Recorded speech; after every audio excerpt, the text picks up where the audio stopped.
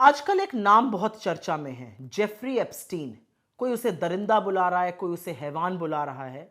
वो ऐसा कुकर्मी है जिसके साथ कोई शरीफ आदमी अपना नाम जुड़ा हुआ, अपना नाम उसके बगल में देखना नहीं कबूल कर सकता है। असल में तो जेफरी एप्स्टीन 21वीं सदी का सबसे बड़ा दरिंदा था। वो पहले अमेरिका में एक स्कूल टीचर था, मगर बाद में दुनिया के बड़े बड़े नेताओं और उद्योगपतियों का फाइनेंस मैनेजर बन गया। फिर उसने कुकर्म और हैवानियत का वो धंधा बनाया जिससे इंसान की रूह कांप जाए।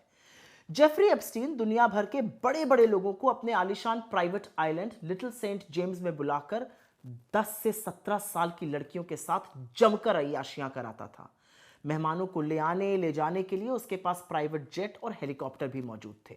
जेफरी स्कूल में पढ़ने वाली गरीब परिवार की उन छोटी छोटी मासूम बच्चियों को टारगेट करता था जिन्हें पैसों की जरूरत होती थी। इन बच्चियों से वो कहता था कि हम तुमसे मसाज करवाएंगे, बदले में तुमको ढेर सारा पैसा देंगे। इसकी बातों में आकर जब ये छोटी बच्चियां इसके ठिकाने पर आती थी तो ये इन बच्चियों को अपने दरिंदे मेहमानों के हवाले कर देता था। इन बच्चियों को अपने साथ पढ़ने वाली और भी लड़कियों को आइलैंड लाने के लिए कहा जाता था। पैसे के अभाव के चलते कुछ बच्चियां अपने साथ पढ़ने वाली दूसरी बच्चियों को भी ले आती थी, जिसके अलग से पैसे दिए जाते थे। ये सब करा रहा था ये। गुमराह करके लाई गई मासूम बच्चियां मेहमान के सामने हाथ जोड़कर चीखती रहती थी, वो चिल्लाती थी, मगर एप्स्टीन और उसके मेहमान इन बच्चियों के जिस्म को नोचते थे। कई बच्चियों के शरीर से खून बहता था, मगर एप्स्टीन उन्हें छोड़ने की जगह उनसे रूह कांप देने वाली हैवानियत करता था। कहा तो यह भी जाता है कि एप्स्टीन के कुछ मेहमान बच्चियों के मांस तक को खा गए थे।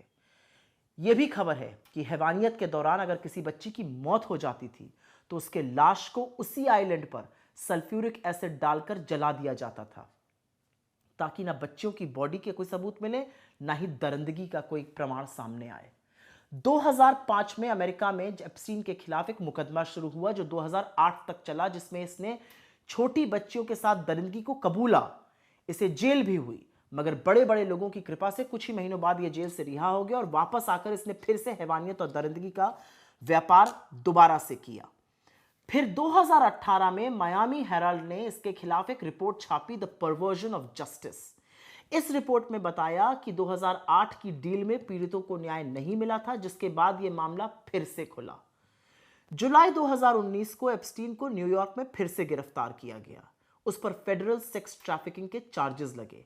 जांच में उसके घर में सैकड़ों लड़कियों की, छोटी छोटी बच्चियों की न्यूड तस्वीरें और नामचीन लोगों से संबंधित तमाम डॉक्यूमेंट्स मिले। अदालत में मुकदमा चल ही रहा था, तभी खबर आई कि एप्स्टीन ने जेल के अंदर आत्महत्या कर ली है। लोगों का तो मानना है कि असल में अपना नाम और काली करतूतें सामने आने के डर से एप्स्टीन को निपटा दिया गया है। अगर जेफरी एप्स्टीन मरा ना होता तो अब तक ना जाने कितने शरीफों की घिनौनी असलियत दुनिया के सामने आ जाती। लेकिन एक सच ये भी है कि अमेरिका के डिपार्टमेंट ऑफ जस्टिस ने अभी तो सिर्फ 30 लाख जो ईमेल सार्वजनिक की हैं, उसी से दुनिया भर में हड़कंप मच गया है।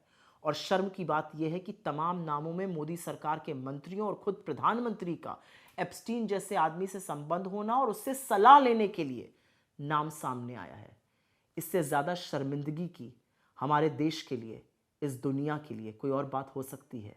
लेकिन क्योंकि बहुत सारे लोग जानना चाहते थे कि एप्स्टीन को हैवान क्यों कहा जा रहा है, मैं आशा करती हूं आज आप समझ गए होंगे कि इससे बड़ा दरिंदा दुनिया में शायद ही दूसरा कोई रहा हो।